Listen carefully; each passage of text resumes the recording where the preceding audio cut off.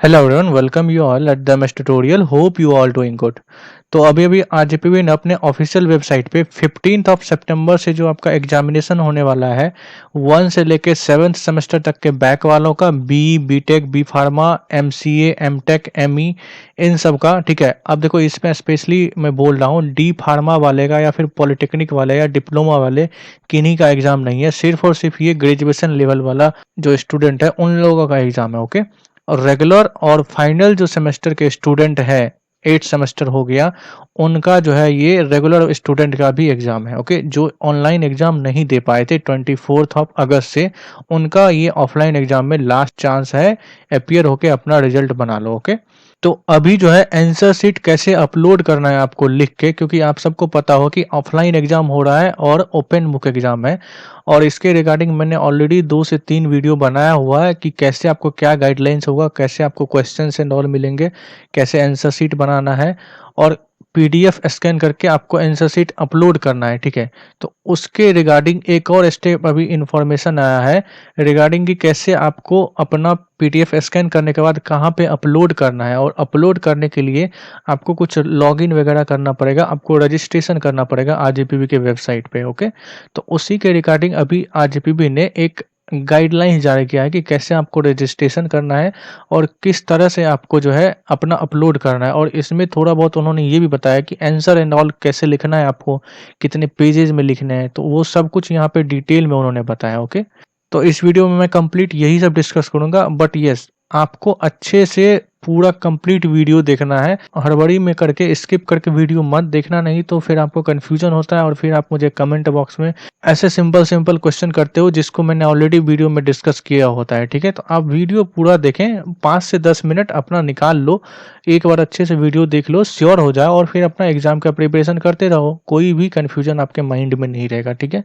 तो बस आपको वीडियो अच्छे से देखना है और कंप्लीट देखना है। ओके, सो वीडियो स्टार्ट करने से पहले ये मैं थोड़ा सा अपने चैनल के बारे में बता देता हूँ। ये मेरा छोटा सा इंट्रो है, ठीक है, और अपकमिंग टाइम में जो है इस चैनल पे आपको फर्स्ट ईयर के जितने भी स्टूडेंट्स हैं बी और बीटेक के, उनके लिए सभी सब्जेक्ट्स के materials, videos plus PDF and all वो सब कुछ मैं प्रोवाइड करवाऊंगा। जितने भी सब्जेक्ट्स हैं, आपका हो गया बेसिक्स केमिस्ट्री, हो गया बेसिक इलेक्ट्रॉनिक्स, हो गया बेसिक इलेक्ट्रिकल, हो गया M1 M2 CD and all, वो सभी सब्जेक्ट्स का आपको वीडियोज एंड ऑल मिलेगा। और साथ ही साथ जो बाकी स्टूडेंट है सेकेंड ईयर से लेके लास्ट ईयर तक के, उन सब के लिए मैकेनिकल सब्जेक्ट से रिलेटेड जो है वो मैं वीडियो अपलोड करूंगा।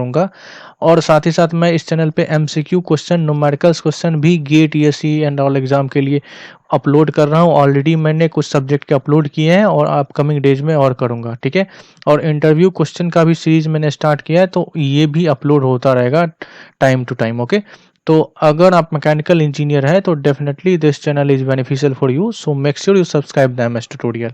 तो अब हम आज का वीडियो स्टार्ट करते हैं। ठीक है, वीडियो स्टार्ट करने से पहले मैं थोड़ा सा आपको एक्सप्लेन कर देता हूँ इसके बारे में, आंसर शीट के बारे में, कि आंसर शीट में क्या क्या फिल करना है। बिकॉज पहले थोड़ा बहुत लोगों को जो है कन्फ्यूजन था, आफ्टर वीडियोज लोगों ने कमेंट में मेंशन किया। देखो यहाँ पे जो है इंड सेम लिखा हुआ है। सबसे पहले आपको जो ये आंसर शीट डाउनलोड करना है सभी स्टूडेंट को, चाहे वो फर्स्ट सेमेस्टर का हो, सेकेंड का हो, थर्ड का हो, या बैक वालों का पेपर हो, या फिर फाइनल वालों का हो, जो भी हो, उन सबको जो है आपको अपने स्टूडेंट लॉगिन से ही ये वाला पेज डाउनलोड करना हो सकता है सबका डिफरेंट हो। ठीक है, तो इसके बारे में मैं श्योर नहीं हूँ, बिकॉज मेरे पास इतने ज़्यादा इनरोलमेंट नंबर नहीं है सभी सेमेस्टर के स्टूडेंट का कि मैं सबका ओपन करके चेक कर पाऊँ। ओके, तो ये जो मैंने लिया है ये थर्ड ईयर का स्टूडेंट है, सॉरी फोर्थ ईयर का स्टूडेंट है, उसके इनरोलमेंट नंबर से आपको ये वीडियो मैंने बनाया है, और ये आंसर शीट वहीं से मैंने डाउनलोड किया है। तो ये मे भी चेंज हो सकता है सभी के लिए। ओके, फर्स्ट कंफ्यूजन यहाँ से क्लियर हो गया। अब सेकंड कंफ्यूजन जो है कोर्स के बारे में, सिर्फ और सिर्फ ग्रेजुएशन और पोस्ट ग्रेजुएशन के स्टूडेंट जो है उनका है यहाँ पे। ठीक है, या तो फिर डिप्लोमा एंड ऑल वालों का, इन सब का नहीं है। फिर यहाँ पे क्या क्या फिलअप करना है उसके बारे में मैंने ऑलरेडी बना दिया है डेडिकेटेड वीडियो एक, तो वो आप देख लेना। अब एक और इसमें डाउट क्या था कि लास्ट वाला जो यहाँ पे देखो पॉइंट है, इसमें एक स्टूडेंट ने मुझे एक पीडीएफ भेजा सेम इसी का। ठीक है, ये मैं पीडीएफ आपको दिखा देता हूँ, ये देखो इसमें इसमें देखो ये लास्ट में एक 9 पॉइंट जो है उन्होंने ऐड किया है इंस्ट्रक्शन में, और इस वाले पीडीएफ में जो मैंने डाउनलोड किया है इसमें कोई 9 पॉइंट नहीं है। ठीक है, तो यहाँ पे थोड़ा सा डिफरेंट है, और ये 9 पॉइंट जो है दैट्स वाई मैंने लास्ट वीडियो में एक्सप्लेन नहीं किया। तो इसमें सिंपल यहाँ पे ये बोला जा रहा है कि only one side writing is allowed on A4 size answer sheet and don't scan blank page. मतलब जैसे आपका पेज होता है, ये आपका पेज है, तो इस पेज में एक साइड तो आप इधर से लिखते हो और एक पीछे साइड से भी लिखते हो। तो यहाँ पे ये बोल रहा है कि सिर्फ और सिर्फ आपको एक ही साइड लिखना है, सिर्फ इसी साइड लिखना है, और फिर दूसरा पेज में आप लोगे और दूसरे पेज में भी एक ही साइड लिखोगे, दोनों साइड आपको नहीं लिखना है, ठीक है। और स्कैन जो करना है सिर्फ एक ही साइड का करना है, ऐसा नहीं कि ब्लैंक पेज को भी आप स्कैन कर दोगे। तो ये बात समझ में आ रही है, होप आपको क्लियर होगा। पेज के एक ही साइड लिखना है, एक ही साइड पेज नंबर भी लिखोगे, और जितना भी तीनों डिटेल है, एनरोलमेंट नंबर और सब्जेक्ट कोड, ये भी एक ही साइड होगा, सब कुछ एक ही साइड होगा, और स्कैन भी एक ही साइड को करना है, दूसरे साइड को नहीं करना है। ओके, तो ये तो कंफ्यूजन हो गया। और प्लस में एक स्टूडेंट बोल रहे थे कि ब्लैंक पेज, जब आरजेपीबी ने ऑलरेडी यहाँ पे आपको ये वाला लाइन वाला पेज दे दिया है, तो अब आप इसमें ऐड करोगे ब्लैंक पेज, वाइट वाला बिल्कुल, तो वो कुछ अच्छा नहीं लगेगा देखने में, ठीक है। तो आप कोशिश करो कि इसी टाइप का पेज ऐड करने का, ठीक है, ताकि वहाँ थोड़ा आंसर शीट आपका सही दिखे लुक वाइज। ओके, तो ये तो बात हो गई हमारा कि क्या क्या इसमें इंस्ट्रक्शन था, फाइनली मैंने बता दिया। आप सभी अपने स्टूडेंट लॉगिन से ही डाउनलोड करना, कहीं इधर उधर से डाउनलोड मत करना। अब देखो बहुत स्टूडेंट बोल रहे थे कि टाइम टेबल कहाँ है। देखो यहाँ पे ऊपर में ही नोटिफिकेशन बार में टाइम टेबल उन्होंने दे दिया है, तो आप यहाँ से टाइम टेबल डाउनलोड कर लो, ठीक है। जिनका जो बैक आया है उसी शेड्यूल के अकॉर्डिंग आप अपना एग्जाम में अपियर होना, उसी टाइमिंग से आप क्वेश्चन पेपर डाउनलोड करना। ओके, अब फिर यहाँ पे दूसरा मैं यहाँ पे बता देता हूँ, जो अभी जो है एसओपी गाइडलाइंस दिया है रिगार्डिंग द कि कैसे आपको आंसर शीट अपलोड करना है, बिकॉज सबसे ज्यादा क्वेश्चन स्टूडेंट इसी के बारे में पूछ रहे थे कि आंसर शीट कैसे अपलोड करना है, ओके, स्कैन करके। तो यहाँ पे उन्होंने आरजेपीबी ने देखो standard operating procedure for student to appear in the offline examination and online submission of answer sheet, ठीक है। तो इसका क्या स्टैंडर्ड ऑपरेशन प्रोसीजर होगा, उसके बारे में यहाँ पे आरजेपीबी ने अभी एक इंस्ट्रक्शन जारी किया है। तो उसमें ये कंप्लीट हम देखते हैं कि क्या क्या यहाँ पे बोला गया। ओके, सबसे पहले यहाँ पे बोला गया instruction for uploading the scanned answer sheet on RJPB exam dot in. सबसे पहला बात, आपको यहाँ पे जो है आंसर शीट सबमिट करना है, कोई अलग पोर्टल नहीं बनेगा। लास्ट टाइम जब ऑनलाइन एग्जाम हुआ था फाइनल सेमेस्टर वालों को लिए, वहाँ पे अलग से एक पोर्टल बनाया गया था, बट इस बार जो है यहीं पे आपको सब कुछ होगा, कोई न्यू पोर्टल नहीं है। तो ये आपको ध्यान में रखना है। फिर यहाँ पे देखो, यहाँ पे फर्स्ट जो है प्रोसीजर यहाँ पे बोला गया है regarding the portal for uploading the answer sheet will work only in Google Chrome browser. तो सिर्फ और सिर्फ आपका जो है गूगल क्रोम ब्राउजर से ही ओपन होगा, किसी फायरफॉक्स से नहीं होगा। अगर आपके पास कोई भी मोबाइल है और मोबाइल में भी खुद का ब्राउजर होता है, अगर ओप्पो का है तो उसका खुद का ब्राउजर होता है, अगर रेडमी का है तो खुद का ब्राउजर होता है, तो वैसे ही वहाँ से आपका ओपन नहीं होगा। सिर्फ और सिर्फ आपका गूगल क्रोम से ही ये वाला आंसर शीट अपलोड करने का जो प्रोसीजर है और ये जो पोर्टल होगा वो ओपन होगा। ओके, तो फर्स्ट वाला ये हो गया। अब देखो सेकंड वाला देखते हैं, registration for uploading answer sheet at rgpbexam.in is compulsory for all student appearing in the exam starting from 15th of September. ये सबसे इंपॉर्टेंट पॉइंट है। पहले देखो मुझे क्या लगा था और मैंने क्या बताया था आप लोगों को कि कोई रजिस्ट्रेशन नहीं होगा, बिकॉज अब तक रजिस्ट्रेशन के बारे में कुछ बोला ही नहीं गया था। बट अभी उन्होंने न्यू रूल निकाला है कि जितने भी स्टूडेंट को आंसर शीट अपलोड करना है उनको रजिस्ट्रेशन करवाना पड़ेगा, जो कि एग्जाम आपका 15 सितंबर से हो रहा है। इसमें चाहे कोई भी स्टूडेंट, किसी भी सेम के बैक वाले स्टूडेंट हो और फाइनल सेमेस्टर के रेगुलर स्टूडेंट हो, उनको रजिस्ट्रेशन करना पड़ेगा अगर उनको एग्जाम में अपीयर होना है और फिर साथ ही साथ वो आंसर शीट अपलोड करना है, तो ठीक है। फिर यहाँ पे थर्ड वाला देख लेते हैं। यहाँ पे रजिस्ट्रेशन प्रोसीजर के बारे में बोला गया है कि रजिस्ट्रेशन होगा कैसे। सबसे पहले प्रोसेस क्या करना है, आपको rjpbexam.in जो है इसको ओपन करना है रजिस्ट्रेशन करने के लिए, ठीक है। उसके बाद यहाँ पे जैसे ही ओपन करोगे आपको ऊपर में ही आएगा क्लिक रजिस्ट्रेशन का बटन, वहां पे आपको क्लिक करना है रजिस्ट्रेशन बटन पे, एंड देन आपको enter your enrolment number and click next button. फिर आपको अपना इनरोलमेंट नंबर इंटर करना है और नेक्स्ट बटन क्लिक करना है, ठीक है। फिर नेक्स्ट में आपको अपना डेट ऑफ बर्थ फिल करना है, इंटर योर डीओबी। और देखो फॉर्मेट क्या होना चाहिए डेट ऑफ बर्थ का, यही वाला होना चाहिए, पहले डेट, उसके बाद आपका मंथ और उसके बाद आपका ईयर, एंड देन आप मोबाइल नंबर फिल करो, फिर आप ईमेल आईडी फिल करो। और कौन सा आपको मोबाइल नंबर ईमेल आईडी करना है, जो आपका यूनिवर्सिटी के रिकॉर्ड में पहले से है, ठीक है। कोई भी एक्स्ट्रा नया ईमेल आईडी या मोबाइल नंबर आप फिल नहीं करेंगे। नेक्स्ट आपको रजिस्ट्रेशन के लिए क्या करना है कि ये सब फिल करने के बाद क्लिक नेक्स्ट करना है, then create your password with minimum 10 character. 10 character का यूज करके आपको जो है पासवर्ड क्रिएट करना है, और पासवर्ड में जो है आपका must contain alphabets and at least one number, मतलब इसमें ABC होना चाहिए और 1 2 3, एटलीस्ट इन तीनों का, इन सभी का कॉम्बिनेशन होना चाहिए, और आपका 10 कैरेक्टर का ही होगा, 10 से कम का नहीं होगा। ठीक है, जैसे ही ये आप कर लो उसके बाद आप क्लिक रजिस्ट्रेशन बटन करो तो आपका रजिस्ट्रेशन जो है फाइनली कंप्लीट हो जाएगा। तो ये था कि रजिस्ट्रेशन प्रोसेस, ये सभी के लिए कंपलसरी है जो भी 15 सितंबर से एग्जामिनेशन देना चाहते हैं। ओके, फिर यहाँ पे क्वेश्चन अपलोड कहाँ पे होगा उसके अकॉर्डिंग बोला गया है, बोला जा रहा है as per the schedule all questions paper will be available only in the login portal account of the student at rjpbac.in. okay, kindly pay attention that question paper portal is different and answer sheet upload portal is different. ये सबसे important बात है, इसको ध्यान से समझना। ये बोल रहे हैं कि जो भी आपका क्वेश्चन पेपर है सभी स्टूडेंट को अपने स्टूडेंट लॉगिन पोर्टल में ही मिलेगा। सभी स्टूडेंट जाएंगे अपना स्टूडेंट लॉगिन पोर्टल, जैसे यहाँ पे मैं बता देता हूँ, ये जैसे ही यहाँ पे जाओगे स्टूडेंट कॉर्नर में जाओ, यहाँ पे ये देख रहे हो लॉगिन, तो यहाँ पे लॉगिन जब करोगे तभी जाके आपको यहाँ पे आंसर शीट मिलेगा और क्वेश्चन मिलेगा आपको। ठीक है, आंसर शीट करने का पोर्टल अलग है। यहाँ पे क्या बोला जा रहा है, question paper portal is different and answer sheet upload portal is different. ये दोनों चीज डिफरेंट है, सेम नहीं होगा। आपका क्वेश्चन पेपर जो है वो आपको स्टूडेंट लॉगिन मिलेगा जो कि आपका rjpbac.in में है। आंसर शीट कहाँ होगा उसके बारे में अभी नेक्स्ट में बताया जाएगा। तो ये पॉइंट आपका क्लियर हो गया। नेक्स्ट अब पॉइंट देखते हैं, student will be able to upload scanned copy at rjpbexam.in portal only on the exam day between 1 noon to 5 PM। ठीक है, मतलब 1 बजे दोपहर से लेके शाम के 5 बजे तक for the first shift and between 5 to 9 PM for the second shift. देखो ये तो मतलब क्या, अब क्या चाहिए स्टूडेंट को।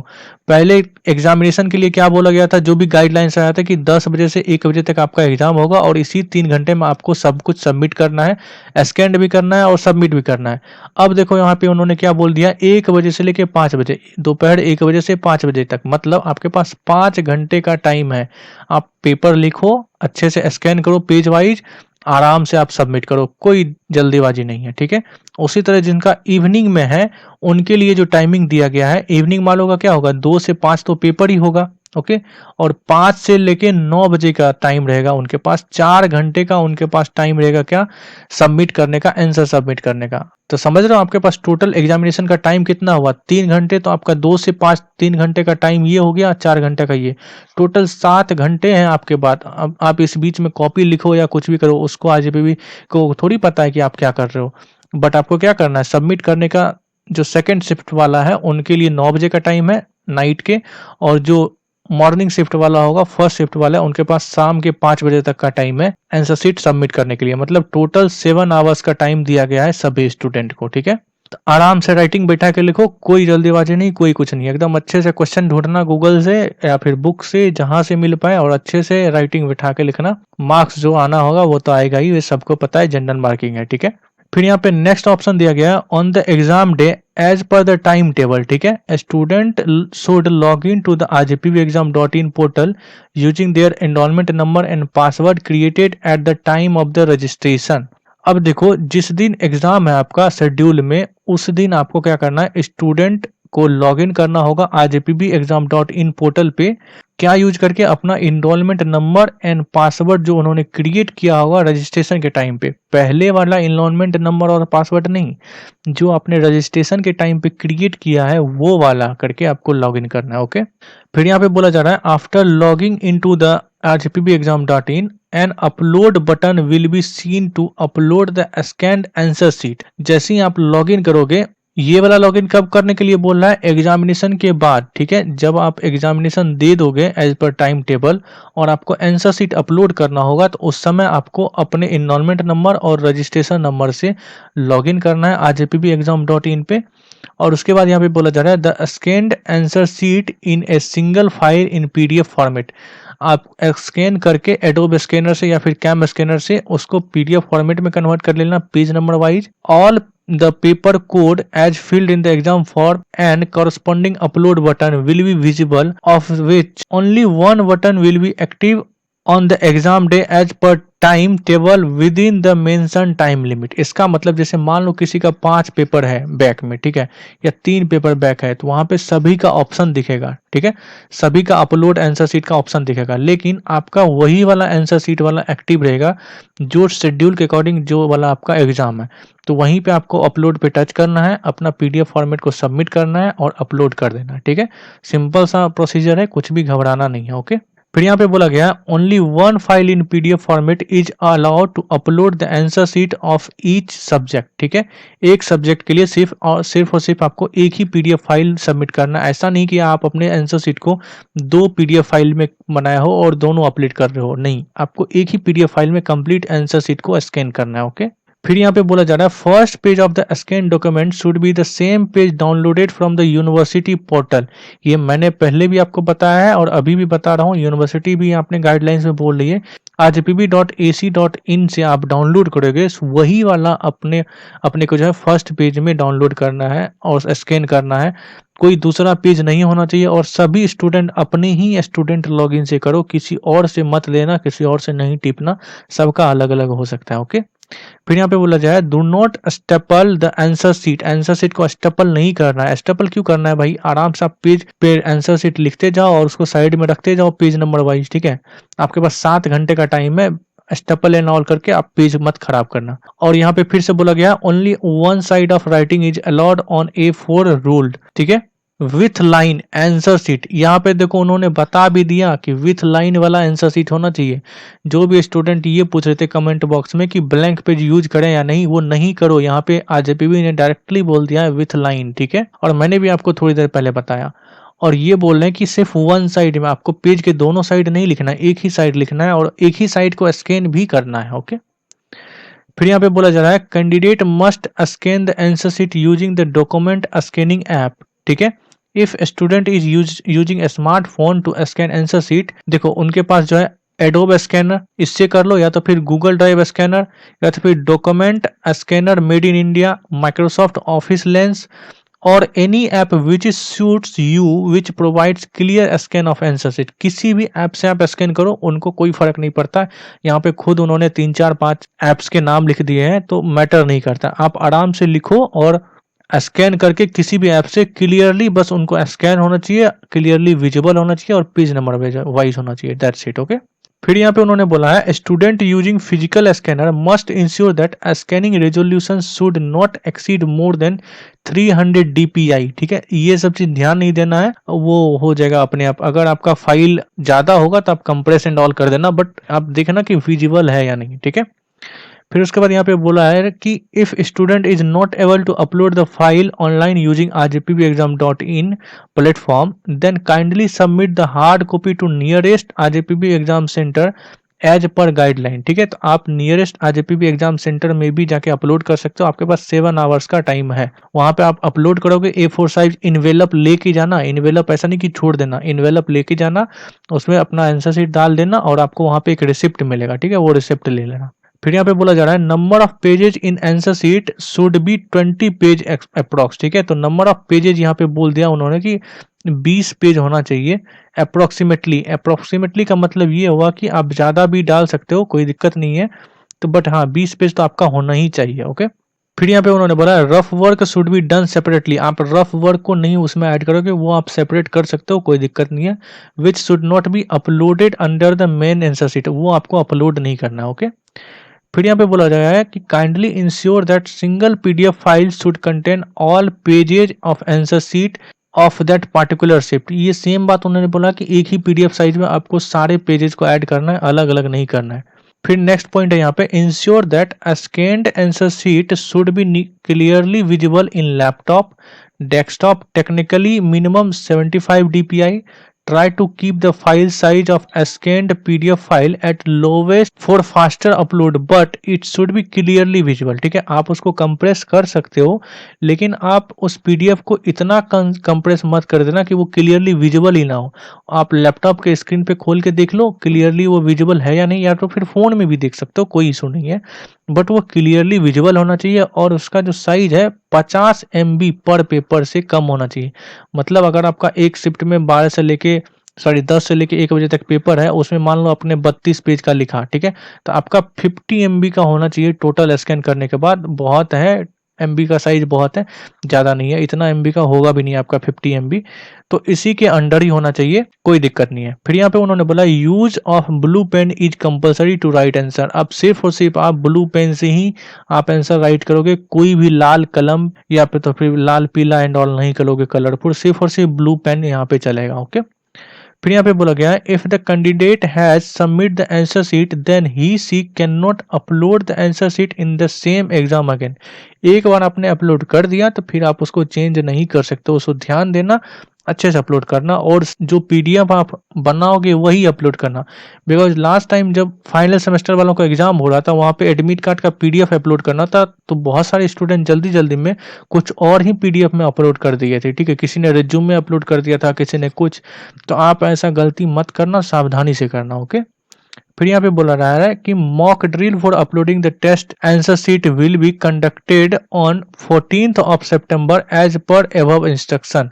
जैसा जैसा वो इन्होंने यहाँ पे इंस्ट्रक्शन दिया है, इसके लिए एक मॉक टेस्ट आपको RGP भी कराएगी, कैसे आपको आपका आंसर शीट जो है वो सबमिट करना है ऑन 14th of September। तो इस चीज का ध्यान रखना और 14 सितंबर को आप एक बार जो है जाके दे देना। ओके, मॉक टेस्ट कैसे कैसे आपको आंसर शीट कोई भी आप 30-32 पेज का स्कैन करना, वहाँ पे जैसे जैसे इन्होंने RGP ने बोला है वैसे वैसे करके आप एक बार सबमिट करके देख लेना, उस दिन आपका वेबसाइट ऑन रहेगा सबमिशन के लिए।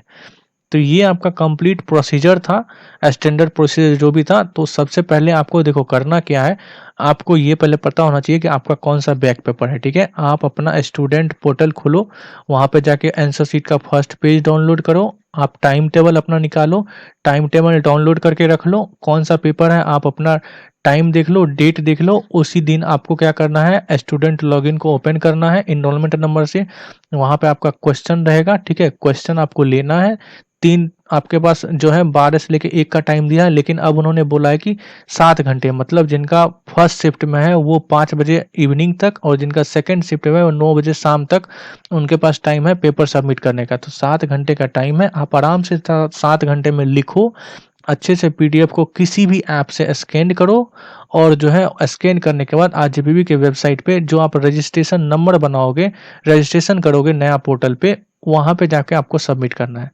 और रजिस्ट्रेशन करने के लिए सिंपल आपको rgpbexam.in पे जाना है, वहाँ पे जाके आपको अपने इनरोलमेंट नंबर से लॉगिन करना है, वहाँ पे रजिस्टर का ऑप्शन आएगा, तो रजिस्टर पे क्लिक करके जो भी आपको डिटेल पूछेगा, नेम हो गया, उसके बाद इनरोलमेंट नंबर एंड ऑल, तो वो फिल करके चुपचाप आपको रजिस्ट्रेशन कर लेना है। एक 10 नंबर का आपको पासवर्ड बनाना है, सो दैट्स इट। उसी पोर्टल पे आपका जो है आंसर शीट आपका सबमिट होगा। आपका क्वेश्चन जो है वो अलग पोर्टल से मिलेगा और आंसर आपको अलग पोर्टल पे सबमिट करना है, ठीक है, इस चीज़ का ध्यान रखना। तो सिंपल क्लियर है और आपको 14th को मॉक टेस्ट हो रहा है, कोई भी तरह का आपका परेशानी है तो 14th को जब मॉक होगा इसके लिए, तो उस दिन आपका सारा कन्फ्यूजन अपने आप दूर हो जाएगा और डर भी दूर हो जाएगा कि कैसे क्या होगा नहीं होगा, ठीक है। तो ये कंप्लीट प्रोसीजर था जो भी मैंने अभी एक्सप्लेन किया, तो होप आपको क्लियर हुआ होगा। अगर कोई भी डाउट है फिर भी तो आप कमेंट में मेंशन करें, लेकिन डाउट करने से पहले, डाउट के बारे में कमेंट करने से पहले आप एक बार वीडियो अच्छे से देख लो, डेफिनेटली आपको वीडियो में हर एक क्वेश्चन का आंसर मिल जाएगा। फिर भी अगर आपको लगता है नहीं है तब जाके आप कमेंट में मेंशन करें और अपना डाउट पूछ सकते हैं। ओके, और अगर ये वीडियो आपको अच्छी लग रही है, हेल्पफुल लग रही है, तो आप लाइक करें वीडियो को और साथ ही साथ अपने फ्रेंड्स में भी शेयर करें। बिकॉज मैं देख रहा हूँ कि बहुत सारे स्टूडेंट को अभी पता भी नहीं है कि बैक पेपर वालों का एग्जाम होने वाला है, ठीक है। तो प्लीज़ सभी आपके दोस्तों में, कॉलेज ग्रुप में शेयर करें, ज़्यादा से ज़्यादा लोगों को बताएं कि बैक पेपर होने वाला है।